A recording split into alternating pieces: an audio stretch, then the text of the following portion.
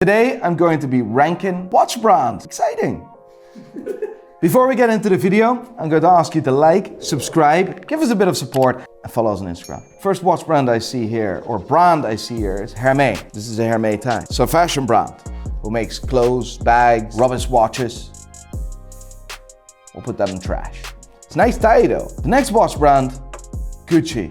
It's not really a watch brand, is it? Like Gucci, the brand though. Love it. Not as a watch brand. So, nah. Wouldn't rate them at all. Belova. Nah. Versace. Trash. I mean, do we have anything else than trash here?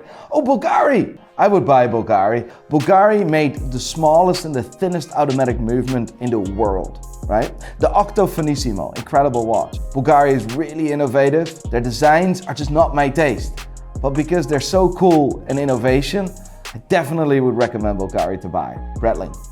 Breitling would have been one of my oldest memories watch-wise. I remember my uncle wearing an aerospace and I thought it was the absolute dog's bollocks. Now, the George Kern period is on. George Kern took control over Breitling and things have been changing. 5, 6 years ago, 10 years ago, I would buy Breitling. Today, meh. Cartier, the first wristwatch ever made. Made for Alberto Santos Dumont, 1904. Would I buy a Cartier? Even their movements are shit, but I would always buy a Cartier because it's class. Casio. Everyone needs a Casio in their life. Let's be honest. Everyone needs a Casio in their life. God tier. God tier. Everyone needs a Casio in their life. Period. Another interesting brand. GLC, JaegerCult. JaegerCult is known as the watchmaker's watchmaker, and it's the only watchmaker in the world that has ever made movements for the Holy Trinity. For Audemars Piguet, for Patek Philippe and Vacheron Constantin. JaegerCult is not as respected as they should be. They make cool shit. I love them, and I would definitely rate them as amazing. Chopard, design-wise, throw them in a bin, look shit. But mechanically, they're incredible. They're absolutely incredible. They're one of the only jewelry houses that make their movements completely in-house. And although I hate the happy diamonds, I think it's absolutely ridiculous, it is very innovative. Cool shit. Would I buy it? No. Do I think it's amazing? The movements, yes.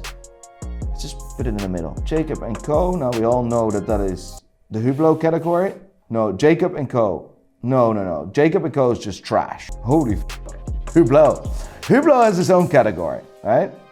We'll put that in the Hublot category. Because there is indeed something worse than a trash can. Zenith. I love Zenith, right? Zenith, although it sounds like a Russian Hoover brand, it's incredible. Zenith El Primero, the first ever integrated automatic chronograph ever produced. An innovative, incredible watchmaker. I rate the f*** out of them. I rate them. I love them. Not the god tier yet. Amazing. Invicta. That's not a watch brand. That's shit. Horrible. IWC, International Watch Company. 152 years old today. Jeez, they f*** things up recently. Mille, UN, Ulysse Nardin. There's a bit of a mixed feelings about Ulysse Nardin. I am a big fan of Ulysse Nardin. I know a lot of watch experts don't rate them, but we can't deny they do innovative stuff. They do incredible stuff. In-house movements. Everything is in-house. I love it. I would always buy Ulysse Nardin. Amazing tier. Personal opinion, just saying. Just Google the Universal Geneva Erotica. You know why I think it's amazing. Lange & Söhne. That's a real difficult one. It's a real difficult one. People say it's better than Patek Philippe, but I'm not feeling it. Like, they're a proper watchmaker. Like, I mean, they do some really good shit, but I'm not feeling it. Would I buy it? No. This is hard, like, because they're an incredible watch brand. Would I ever buy it? No. Longines, absolutely. Longines is cool. Longines doesn't portray to do anything else than they do. They make good watches and it's value for money. Longines, I think they're positioned completely right. I rate them as not amazing as I would buy.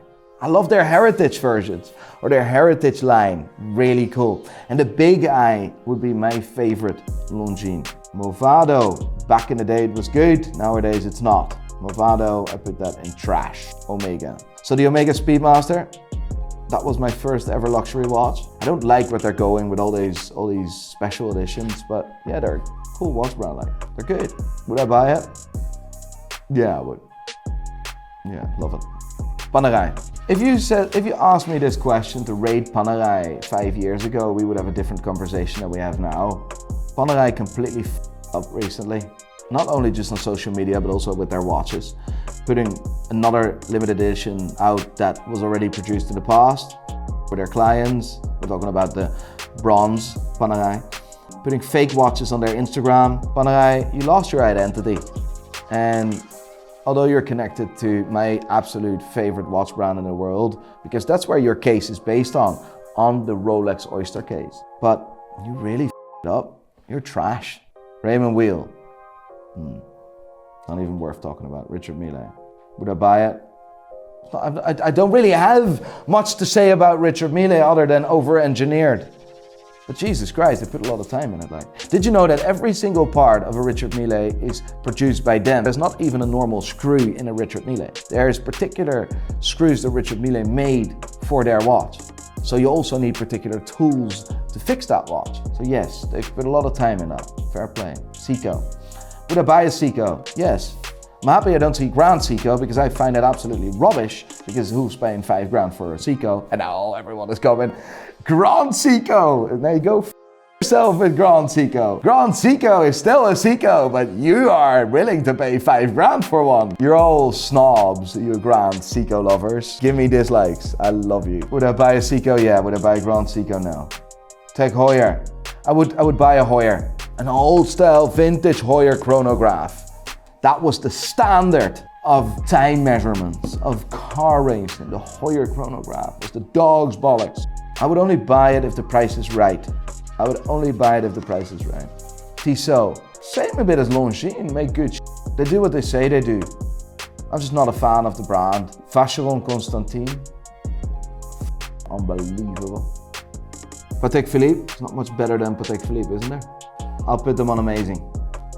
Because the God tier is only for proper gods, like Casio. Casio is God tier. It's the God of the God. Shooter. Love it. Love it. Amazing. Absolutely amazing. AP. Amazing. Leaves me with one more watch brand. Okay, I found this on the web. Hello? Siri? You're right. Found this on the web.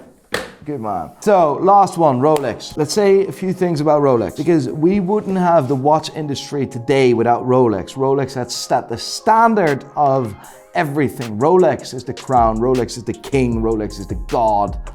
Hans Wilsdorf founded Rolex in 1905 in London. It's a British watch brand actually back in the day. Moved their operation in 1919 to Switzerland. Rolex is the reason why we all wear watches today. And that's the standard for everything. They may not be the most reliable watch brand in the world, the most expensive watch brand in the world, or the best watch brand in the world, because let's be honest, how do you measure that? But they're most certainly the one that everyone looks at and everyone tries to copy and everyone tries to be. They're the most powerful watch brand in the world. And I'll tell you one thing, they're probably one of the most powerful brands in general. Rolex, that's a god. God tier, Casio and Rolex.